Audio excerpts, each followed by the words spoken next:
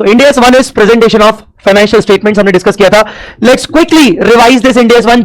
जितने पॉइंट्स करते जा रहे थे, एक एक पॉइंट्स को मैं रिवाइज करते आ रहा हूं. सबसे पहले end S general purpose financial statements के लिए एप्लीकेबल होता है. जनरल पर्पस फाइनेंशियल स्टेटमेंट्स मतलब ऐसे फाइनेंशियल स्टेटमेंट्स जो यूजर्स की नीड को फुलफिल कर सके, जनरल यूजर्स की जनरल नीड्स को फुलफिल कर सके. They are not tailored made financial statements. ठीक है. उसके बाद Ind AS 1 condensed interim financial reporting के लिए एप्लीकेबल नहीं है as far as structure and content of the standards या structure and content of the financial statement. उसके बाद इसने जो भी टर्मिनोलॉजी यूज की हुई है फाइनेंशियल स्टेटमेंट्स के लिए वो प्रॉफिट ओरिएंटेड एंटिटीज के पॉइंट ऑफ व्यू से की हुई है. नॉन प्रॉफिट ओरिएंटेड एंटिटीज के ऊपर भी इंडेक्स लगेगा, but they have to change the terms. Materiality क्या होती है? मटेरियलिटी किसी भी इंफॉर्मेशन को मटेरियल कब मानेंगे? जब उसका ओमिशन होना, जब उसका मिस स्टेटमेंट होना, या फिर जब उसका ऑब्सक्योर होना यूजर के डिसीजन को इन्फ्लुएंस करे. अगर उसके ओमिशन से यूजर का डिसीजन इन्फ्लुएंस होता है तो वो इंफॉर्मेशन मटेरियल है. या तो ऑब्सक्योर होने से या तो मिस स्टेट होने से अगर यूजर का डिसीजन इन्फ्लुएंस होता है तो इसका मतलब डेफिनेटली वो इंफॉर्मेशन मटेरियल इंफॉर्मेशन है, क्योंकि यूजर उसी बेसिक इंफॉर्मेशन के बेसिस पर कोई ना कोई डिसीजन लेने वाला है. ऑब्सक्योर का मतलब क्या होता है? ऑब्सक्योर का मतलब इस तरीके से कम्युनिकेट करना इंफॉर्मेशन को कि वो एज गुड एज ओमिशन में हो जाए, वो एज गुड एज ओमिटेड हो जाए, या वो as good as misstate हो जाए. ओमिशन के कुछ एग्जांपल्स पढ़े थे हमने, लगभग उसके 5 एग्जांपल्स थे. पहला एग्जांपल था कि इंफॉर्मेशन को कम्युनिकेट तो किया गया है फाइनेंशियल स्टेटमेंट में, बट पूरी तरीके से क्लियर नहीं किया गया, और इन लैंग्वेज जो यूज की गई है वो बहुत ही वेग है और डिफाइन नहीं है प्रॉपर्ली. सेकंड, पूरी इंफॉर्मेशन को पूरे फाइनेंशियल स्टेटमेंट्स पे एक प्लेस पर नहीं रखा गया है. एक पर्टिकुलर इंफॉर्मेशन को स्कैटर कर दिया गया है पूरे फाइनेंशियल स्टेटमेंट्स में, जगह उसको स्कैटर कर दिया गया है. कोई बच्चे का अनम्यूट दिख रहा है मुझे, प्लीज म्यूट कर दो. Yes. The third one is dissimilar items. Dissimilar items को बेवजह अग्रीगेट करके, इनअप्रोप्रिएटली अग्रीगेट करके दिखाया गया है ताकि इंफॉर्मेशन छुपाई जा सके. मैंने सेल ऑफ प्रोडक्ट वाला एग्जांपल दिया था. सिमिलर आइटम्स को बेवजह डिसएग्रीगेट कर दिया गया है इनअप्रोप्रिएटली, जबकि उनको अग्रीगेट करके दिखाना चाहिए था. And the last but not the least, financial statements की अंडरस्टैंडेबिलिटी को रिड्यूस करने के पर्पस के लिए उन्होंने मटेरियल इंफॉर्मेशन को हाइड कर दिया. किस बेसिस पर? कि उन्होंने इमटेरियल इंफॉर्मेशन इतनी दिखा दी कि उससे मटेरियल इंफॉर्मेशन का इंपॉर्टेंस खत्म करने के उद्देश्य से इमटेरियल इंफॉर्मेशन को ज्यादा दिखा दिया. तो ये सारी चीजें हैं आपकी ऑब्सक्योर. नोट्स क्या होता है? नोट्स, आपके नोट्स के अंदर डिसएग्रीगेशन ऑफ आइटम्स आते हैं, एडिशनल इंफॉर्मेशन आती है, नैरेटिव डिस्क्रिप्शन आते हैं. OCI is a part of the statement of profit and loss. Those items of incomes and expenses which are not required to be transfer to profit and loss as per the relevant Ind AS. ऐसे incomes और expenses जिनको PNL में नहीं डालना है कुछ time तक या फिर हमेशा के लिए, क्योंकि वो अनरियलाइज नेचर के हैं, और उन आइटम्स को, क्योंकि वो है तो इनकम और एक्सपेंस, तो उन आइटम्स को हम सेपरेटली शो करते हैं second part of the PNL में. और वो second part of the PNL जो होता है उसको बोलते हैं ओसीआई. और ओसीआई के अंदर जितने भी आइटम्स डिफाइंड होते हैं उनको दो में से किसी एक कैटेगरी में रखा जाता है, RPL, NRPL, reclassified to PNL, not reclassified to PNL. Reclassification adjustment का मतलब यही होता है कि किसी आइटम को आपने ओसीआई में पहले डाला था पिछले साल या करंट ईयर में, अब वो रियलाइज हो गया तो उसको आप पीएनएल में जाकर रिक्लासिफाई कर रहे हो. Complete set of financial statement में 7 आइटम्स आते हैं. पहला balance as on the date, second statement of profit and loss, इसके अंदर 2 सेक्शंस होते हैं, profit and loss and OCI, और तीसरा statement of changes in equity होता है, चौथा स्टेटमेंट ऑफ कैश फ्लोज होता है, पांचवा कंपैरेटिव्स होते हैं, छठा notes, significant accounting policies and explanatory information होता है. मैंने 5 बोल दिया कि 6 बोल दिया, आई डोंट नो, जो भी बोल दिए देख लेना. फिर उसके बाद हमारा और कौन सा होता है? ये सबने मेरे सही बोला. उसके लास्ट होता है आपका opening balance sheet in case of any retrospective adjustment और रिक्लासिफिकेशन एडजस्टमेंट. अगर हम कोई अकाउंटिंग पॉलिसी का रिट्रोस्पेक्टिव एडजस्टमेंट करते हैं, रिक्लासिफिकेशन करते हैं, तो ऐसे केस में हमें एक ओपनिंग बैलेंस शीट बनाना पड़ता है. ओपनिंग बैलेंस शीट बनता है प्रीसीडिंग ईयर के बिगिनिंग पे, और उसके रिट्रोस्पेक्टिव इफेक्ट उस ओपनिंग बैलेंस शीट के एसेट लायबिलिटीज में हमें इफेक्ट देने पड़ते हैं. तो वो एक थर्ड बैलेंस शीट होता है. क्या थर्ड बैलेंस शीट हमें हमेशा बनाना पड़ता है? नहीं, 2 केसेस में बनाना पड़ता है. पहला, जब आप फर्स्ट टाइम इंड एस को फॉलो कर रहे हो, ए से इंड एस पे आ रहे हो. दूसरा, इंड एस फॉलो कर चुके हो फिर भी आप opening end S balance sheet तब बनाओगे जब आप कोई रिट्रोस्पेक्टिव एडजस्टमेंट्स करोगे, अकाउंटिंग पॉलिसी को रिट्रोस्पेक्टिवली चेंज करोगे, रिक्लासिफिकेशंस करोगे, और वो मटेरियल है, वो रिक्लासिफिकेशंस मटेरियल है. तो ऐसे केस में आपको ओपनिंग बैलेंस शीट पिछले साल के बिगिनिंग में बनाना पड़ता है. आगे बढ़ते हैं. while preparing financial statements, while providing the financial statements to the users, entity has to make explicit and unreserved statement of compliance. इसका मतलब उन्होंने अगर सारे इंड एस का कंप्लायंस किया भी है तो भी उनको अपनी रिपोर्ट में बताना पड़ेगा कि yes we have complied with all the accounting standards with no exclusivity, with no क्या बोलते हैं, एक्सेप्शन, और ये अनरिजर्व्ड स्टेटमेंट होना चाहिए, मतलब वही कि हमने ऐसा ना कि भाई ये इंडियस अप्लाई कर दिया पर ये वाला इंडियस छोड़कर या इस इंडियस की ये पर्टिकुलर रिक्वायरमेंट को छोड़कर किया है, ऐसा नहीं कर सकते। अगर ऐसा किया तो माना जाएगा कि आपने इंडियस का कंप्लायंस नहीं किया है। ऐसे केस में ऑडिटर क्वालिफाइंग रिपोर्ट दे सकता है। हालांकि मैनेजमेंट के पास एक एक्सेप्शन भी है कि अगर उनको लगता है कि किसी पर्टिकुलर इंडियस की रिक्वायरमेंट को फॉलो करने से आपके फाइनेंशियल स्टेटमेंट मिसलीड होते हैं और आपके जो रेगुलेटरी फ्रेमवर्क है, जो रेगुलेशंस आपके ऊपर अप्लाई हो रही है, वो आपको अलाउ करते हैं उस पर्टिकुलर रिक्वायरमेंट को डेविएट करने से। मतलब चाहो तो तुम फॉलो मत करो क्योंकि मिसलीड हो रहा है, तो तुम्हें वो रेगुलेटरी इंफॉर्मेशन परमिट कर रही है या फिर रोक नहीं रही है इस तरीके से, तो बेसिकली ऐसे केस में मैनेजमेंट उससे डेविएट कर सकता है। डेविएट मतलब उस रिक्वायरमेंट को फॉलो करे बिना बाकी आगे बढ़ सकता है, पर उसको ये रीजंस बताना पड़ेगा, उसको फैक्ट डिस्क्लोज करना पड़ेगा कि उसने ऐसा क्यों किया। ठीक है, आगे चल के बात करें तो इनअप्रोप्रिएट अकाउंटिंग पॉलिसीज को आप सिर्फ डिस्क्लोजर के बेसिस पर चेंज नहीं कर सकते हो या उसको बेसिकली रेक्टिफाई नहीं कर सकते हो। अगर आपको अकाउंटिंग पॉलिसी को ठीक करना है, रेक्टिफाई करना है, तो आपको उसका रिट्रोस्पेक्टिव एडजस्टमेंट देना पड़ेगा, वो भी ओपनिंग बैलेंस शीट बनानी पड़ेगी वापस से। ठीक है, आगे बढ़ते हैं। फाइनेंशियल स्टेटमेंट बनाते वक्त हमें हमेशा गोइंग कंसर्न अजम्पशन को ध्यान में रखते हुए हम अपने फाइनेंशियल स्टेटमेंट बनाएंगे। हालांकि अगर गोइंग कंसर्न अजम्पशन होने के बावजूद एंटिटी को लगता है कि कोई डाउट है, हमें ऐसा लगता है कि कोई डाउट है, सिग्निफिकेंट डाउट है कि आगे चल के मे भी शायद हमारा गोइंग कंसर्न कंटिन्यू ना हो पाए, अभी तो हमें गोइंग कंसर्न हम बना रहे हैं but still we are in a doubt situation, जो सिचुएशन है उसमें गोइंग कंसर्न के कंटिन्यूएशन पर डाउट हो रहा है, तो ऐसे केस में ये फैक्ट को डिस्क्लोज किया जाएगा। गोइंग कंसर्न असेसमेंट के लिए मिनिमम पीरियड ऑफ 12 मंथ्स देखना जरूरी है। अगर मिनिमम 12 मंथ्स पीरियड देखना है तो आप गोइंग कंसर्न के बेसिस पर बना सकते हो। ठीक है, आपके फाइनेंशियल स्टेटमेंट हमेशा अक्रूवल बेसिस पे बनने चाहिए, कैश बेसिस अलाउड नहीं है, ऐसा इंडियस का कहना है। आप इंडियस का ये भी कहना है कि जब भी आप बैलेंस शीट बनाओगे तो असेट को लायबिलिटी के साथ ऑफसेट नहीं कर सकते हो जब तक कोई दूसरा इंडियस आपको स्पेसिफिकली रिक्वायर ना करे। जैसे कि इंडियस 12 कहता है कि आप डीटीए को डीटीएल से नेट ऑफ कर सकते हो कुछ कंडीशन फुलफिल करने पर, जैसे फाइनेंशियल इंस्ट्रूमेंट का इंडियस 32 कहता है कि आप फाइनेंशियल एसेट और फाइनेंशियल लायबिलिटी को नेट ऑफ कर सकते हो कुछ कंडीशन फुलफिल करने पर। ठीक है, वैसे ही इनकम्स और एक्सपेंसेस को भी नेट ऑफ नहीं कर सकते हो। इंडियस 1 का कहना है जब तक आपको कोई स्पेसिफिक इंडियस अलाउ ना करे उस इनकम और एक्सपेंस के लिए। इसके अलावा अगर बात करें तो मिनिमम फाइनेंशियल स्टेटमेंट्स का जो रिपोर्टिंग पीरियड होना चाहिए वो 12 मंथ्स का पीरियड होना चाहिए, मतलब एनुअल रिपोर्टिंग पीरियड होना ही चाहिए मिनिमम, उससे भी ज्यादा हो सकता है। यहां कोई मैंडेटरी नहीं है कि बस 12 मंथ का ही होगा, पर अगर 12 मंथ से कम हुआ तो हम उसको एनुअल फाइनेंशियल स्टेटमेंट नहीं बोलेंगे, उसको इंटरिम फाइनेंशियल स्टेटमेंट बोलेंगे। क्या हमें अपनी प्रेजेंटेशन, अपने क्लासिफिकेशन ऑफ आइटम्स को कंसिस्टेंट मैनर पे फॉलो करना चाहिए? ऑफ कोर्स, बोलने की क्या बात है, बट अगर कंसिस्टेंट मैनर पे फॉलो नहीं कर पा रहे, हमें अगर प्रेजेंटेशन को चेंज करना पड़ रहा है, हमें अगर आइटम्स को चेंज करना पड़ रहा है, तो ऐसे केस में हमें बेसिकली क्या बोलते हैं अपने हमें क्या बोलते हैं, या तो इंडियस की रिक्वायरमेंट के अकॉर्डिंग हम चेंज कर सकते हैं।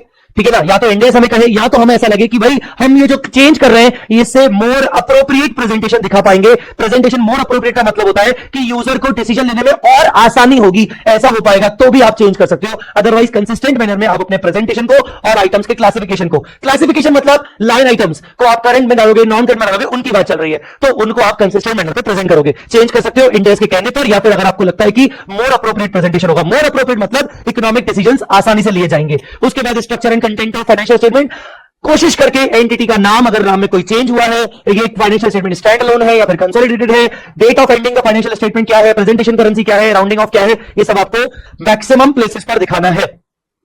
उसके बाद हमने क्या पढ़ा था कि यस करंट नॉन करंट के क्लासिफिकेशंस पे आपको ध्यान रखना है। हालांकि आप लिक्विडिटी बेसिस पर भी अपने फाइनेंशियल स्टेटमेंट्स को प्रिपेयर कर सकते हो या दोनों को मिक्स करके कर सकते हो। फिर हमने देखा कि इंडियस 1 ने मिनिमम लाइन आइटम्स प्रोवाइड किए हैं कि भाई आपको on the face of balance sheet, on the face of financial statement आपको ये मिनिमम लाइन आइटम देने हैं जिसके अंदर गुडविल नहीं था, जिसके अंदर इंटेंजिबल एसेट सिंगल करके था। ठीक है, वैसे ही कैपिटल वर्क इन प्रोग्रेस वगैरह भी नहीं था। फिर उसके बाद करंट एसेट की डेफिनेशन हम ऑलरेडी शेड्यूल 3 में पढ़ चुके थे, सेम है। Operating cycle, non operating cycle, sorry operating cycle और नॉन करंट लायबिलिटी की डेफिनेशन हम ऑलरेडी पढ़ चुके थे, ये हमारा शेड्यूल 3 में ऑलरेडी कवर हो चुका था।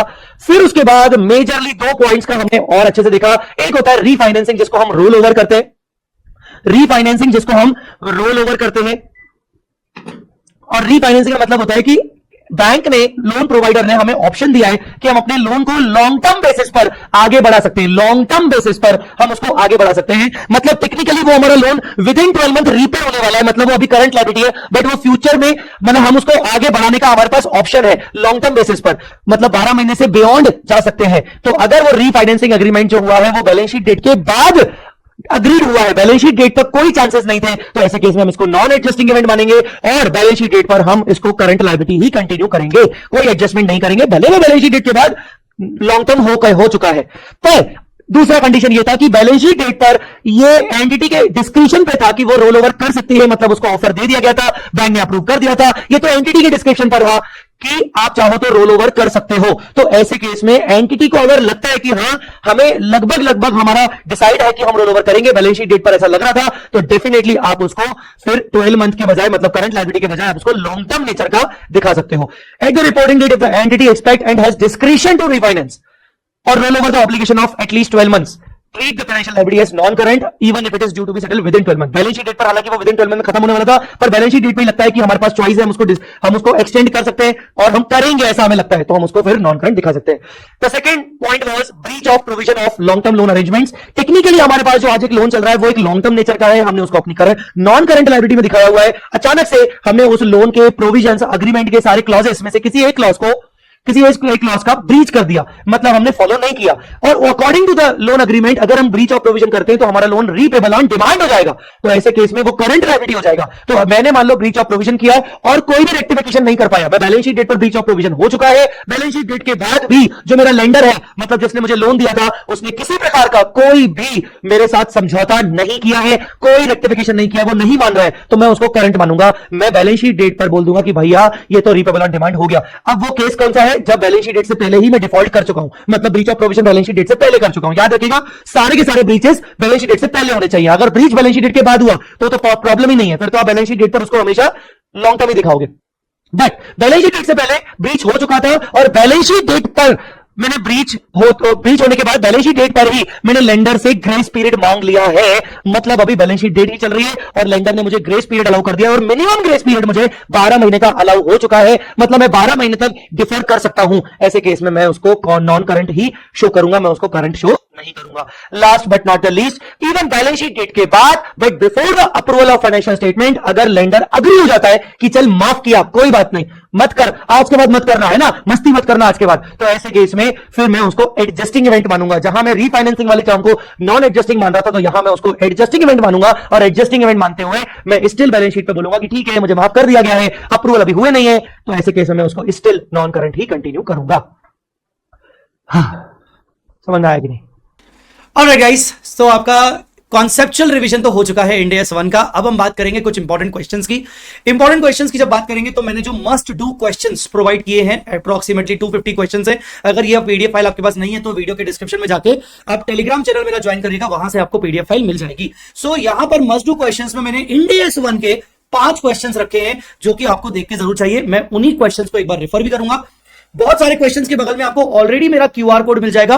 वो क्यूआर कोड का बेसिकली मतलब ये है कि अगर आपको इनको डिटेल में समझना है, मैं अभी ये सारे के सारे अभी डिस्कस कर लेता हूं, पर अगर आपको डिटेल में समझना है तो आप इस क्यूआर को अगर अपने मोबाइल से स्कैन करोगे तो आपका डायरेक्टली मेरा वीडियो सेशन खुल जाएगा इस पर्टिकुलर क्वेश्चन के लिए, रिस्पेक्टिव क्वेश्चन के लिए। चलिए आइए शुरू करते हैं इंड AS 1 के लिए इंपॉर्टेंट क्वेश्चंस। तो पहला एक क्वेश्चन है जो क्या कह रहा है, entity has taken a loan facility from a bank that is to be repaid within a period of 9 months. मोटा मोटी इंड AS 1 के अंदर जो क्वेश्चंस वो मांगेगा ना आपसे, वो मांगेगा करंट नॉन करंट के क्लासिफिकेशन के हिसाब से। Maximum question current non current के क्लासिफिकेशन के ऊपर ही आपके क्वेश्चंस हैं। तो लोन फैसिलिटी लिया है विद इन, वो जो कि इनका लोन फैसिलिटी चल रहा है वो विद इन 9 मंथ्स रीपे करना है from the end of the reporting period.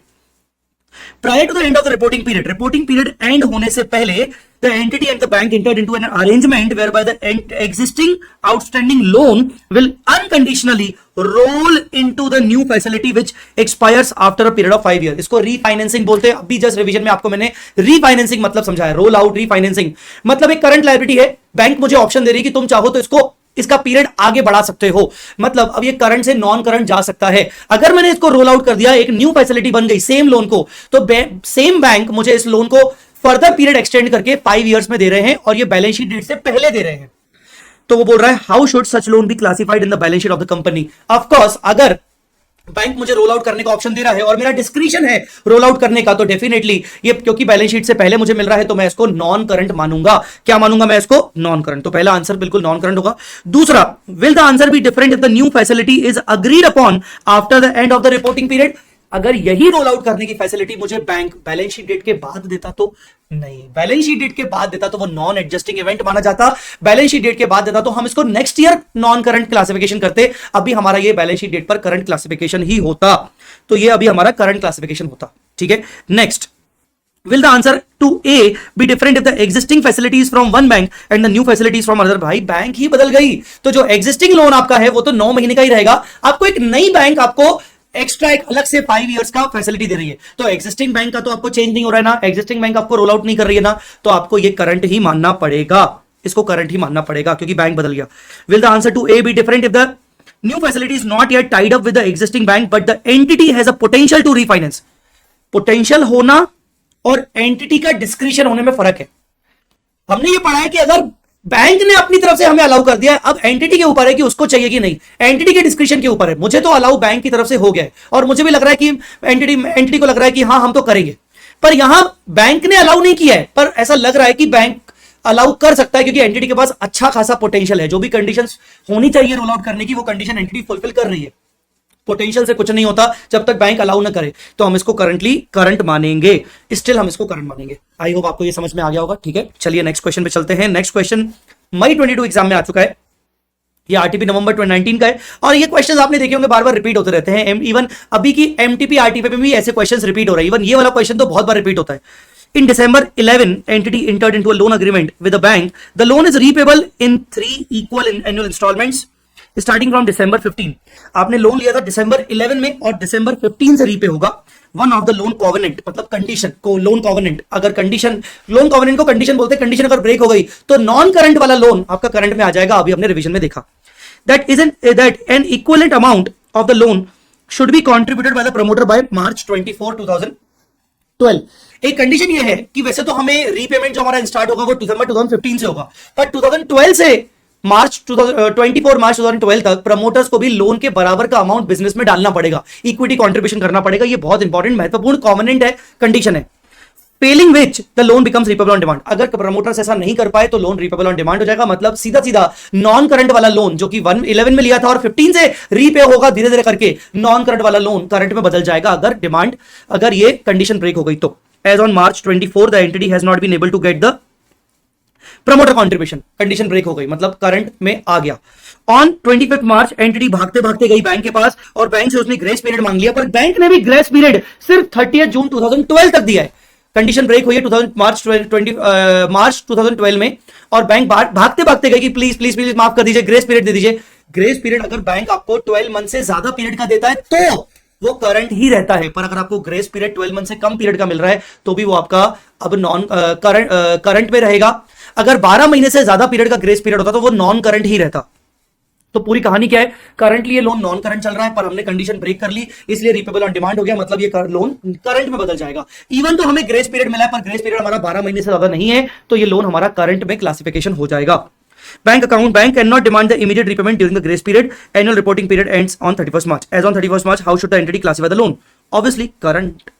क्योंकि ग्रेस पीरियड अगर हमें 12 मंथ से ज्यादा पीरियड का मिलता है, इवन दो कंडीशन ब्रेक होने के बाद भी अगर ग्रेस पीरियड 12 महीने से ज्यादा पीरियड का मिल जाता बैलेंस शीट डेट से पहले, तो भी हमारे लिए नॉन करंट चलता, पर अभी हमारा लिए करंट ही चलेगा। तो क्या मानेंगे हम इसको? Current. The loan is classified as current. Assume that in anticipation that it may not be able to get the promoter contribution by due date in February, entity approached the bank and got the compliance date extended up to 30th June. मार्च वाली date बोली गई थी, 24 मार्च तक आपको contribution करना पड़ेगा। Entity को फरवरी में ही समझ में आ गया कि हमारे बस की नहीं है, हम इतना जल्दी कंट्रीब्यूट नहीं कर पाएंगे, हमें कंट्रीब्यूट करने के लिए और टाइम चाहिए। तो एंटिटी फरवरी में ही चली गई बैंक के पास कि प्लीज जो आपने लास्ट डेट रखी है 24 मार्च 2012 उस डेट को एक्सटेंड कर दीजिए ताकि हम अपना प्रमोटर कंट्रीब्यूशन कर पाए और आपकी कंडीशन को फॉलो कर पाए। अभी तक कंडीशन ब्रेक नहीं हुई है और उससे पहले ही हमने डेट एक्सटेंड करवा ली, तो कंडीशन तो ब्रेक ही नहीं हुई। एज ऑन 31 मार्च कोई कंडीशन ब्रेक हुई नहीं और अभी हमें 30 जून का टाइम है कि हम अपना प्रमोटर कंट्रीब्यूशन कर पाए। तो यहां पर कोई कंडीशन ब्रेक हुई नहीं है, इसीलिए आपका लोन कंटिन्यूअसली नॉन करंट ही चलेगा। तो लोन क्या चलेगा? नॉन करंट ही चलेगा। ठीक है, बाकी चीजें आप डिटेल में जरूर एक बार एग्जाम के टाइम पर आप इसको आंसर्स को जल्दी फास्ट रीडिंग जरूर करिएगा। ठीक है, उसके बाद अपन आते हैं नेक्स्ट क्वेश्चन पर। Question number 194। A company presents financial results for the 3 years, 1 for the current year, ठीक है, and 2 for the comparative. Minimum 1 year का कंपैरेटिव होना चाहिए, बट ये 2 साल का कंपैरेटिव दे रहे हैं। क्या हो सकता है? हाँ, देखो इंडियस के अकॉर्डिंग आप मिनिमम 1 ईयर का कंपैरेटिव तो दोगे, अगर उससे ज्यादा टाइम का देते हो तो आप दे सकते हो, पर सारे कंपैरेटिव जितने भी दोगे वो सब इंडियस के अकॉर्डिंग होने चाहिए। ठीक है, internally for the purpose of management information every year in addition to the general purpose financial statements. Aforesaid financial results are presented without furnishing the related notes because these are not required by the management. During the current year, management thought why not they should present the third year statement of profit and loss also. अब management को लगा कि हम अपने वैसे भी 2 साल का कंपैरेटिव दे रहे हैं, तो हम P&L भी देंगे. P&L भी हम एडिशनली देना चाहते हैं तीसरे साल का. ठीक है, it will save the time and will be available easily whenever the management needs. With reference to the above background, answer the following. Can management present the third statement of profit and loss as additional comparative? Yes. Minimum comparative के अलावा अगर आप additional comparative देना चाहते हो तो आप दे सकते हो, कोई दिक्कत नहीं है. आप जरूर अपना कंपैरेटिव दे सकते हो एडिशनली. ठीक है, बट आपको एडिशनल कंपैरेटिव देने के साथ साथ उसके रिस्पेक्टिव नोट्स अकाउंट्स भी देने पड़ेंगे. When this is the case the entity shall present related note information for the additional information. मतलब आपको एडिशनल नोट्स भी देने पड़ेंगे. दूसरा, if the management presents third statement of profit and loss in the general purpose financial statement, is it necessary that this statement should be in compliance of Ind AS? Yes. अगर आप comparative भले additional दे रहे हो, minimum requirement से ज्यादा दे रहे हो, जितना भी दोगे आपका वो इंड AS कंप्लायंट होना जरूरी है. आप अपनी मन मर्जी के हिसाब से वो स्टेटमेंट नहीं दे सकते हो, आपका वो इंड AS कंप्लायंट होना चाहिए. ठीक है, minimum comparative financial statement required by Ind AS as long as the information is prepared in accordance with Ind AS. ठीक है. तीसरा, the can management present third statement of profit and loss only as additional comparative in the general purpose financial statement without furnishing other components like balance sheet, statement of cash flows. मैं third balance sheet, third cash flow statement नहीं देना चाहता हूं, बस P&L देना चाहता हूं. चलेगा, दे सकते हो, क्योंकि वो भी कम से कम मिनिमम कंपैरेटिव के ऊपर ही है. तो बिल्कुल आप ऐसा भी कर सकते हो, बस इंड AS के हिसाब से कंप्लायंस होना चाहिए. ठीक है, सिंपल है. चलिए, क्वेश्चन नंबर 195 बहुत इंपॉर्टेंट है. इसका QR मैंने डाला है, आप ये पूरा QR जरूर देखिएगा. ये उन्होंने आपको बैलेंस शीट दिया है, ड्राफ्ट बैलेंस शीट दिया है, ये गलत बैलेंस शीट दिया है. मतलब प्रेजेंटेशन बहुत गलत है. आपको शेड्यूल 3 के अकॉर्डिंग प्रेजेंटेशन इसका करना है. मैंने कंप्लीट क्वेश्चन इस QR में आप बनाया है. जैसे ही स्कैन करोगे यूट्यूब का वीडियो ओपन हो जाएगा, वो पर्टिकुलर यही क्वेश्चन ओपन हो जाएगा. आप इसको स्पीड में भी देख सकते हो, विद इन 5 मिनट्स आप इसको कंप्लीट कर सकते हो. तो क्योंकि मैं यहां पर इस वीडियो में टाइम सेव करना चाह रहा हूं, तो इसलिए आप QR से देख लीजिएगा. मैं अभी इसलिए इसको रेफर नहीं कर रहा हूं. चलिए, और कौन सा क्वेश्चन बच गया? Last but not the least एक और क्वेश्चन बच गया, चार्म लिमिटेड. ये क्वेश्चन का QR तो है, पर मैं फिर भी इसको डिस्कस करूंगा. Charm limited is a company, is a manufacturing company into the manufacturing of wires and cables and assessed its operating cycle to be 15 months. याद रखिएगा, इसका ऑपरेटिंग साइकिल इन्होंने 15 मंथ रखा है. अभी हमसे करंट नॉन करंट पूछेंगे. The company has some trade receivable which are receivable within a period of 12 months from the reporting date. ठीक है. With respect to the following transaction which took place during the financial year, give your opinion. पहला, the company has received a contract of 10 crore. Company ने 10 करोड़ का contract लिया है. Terms of the contract require the company to make a security deposit of 20% of the contract value. Contract मिला है, पर हमें 20% का सिक्योरिटी डिपॉजिट देना पड़ेगा कस्टमर को.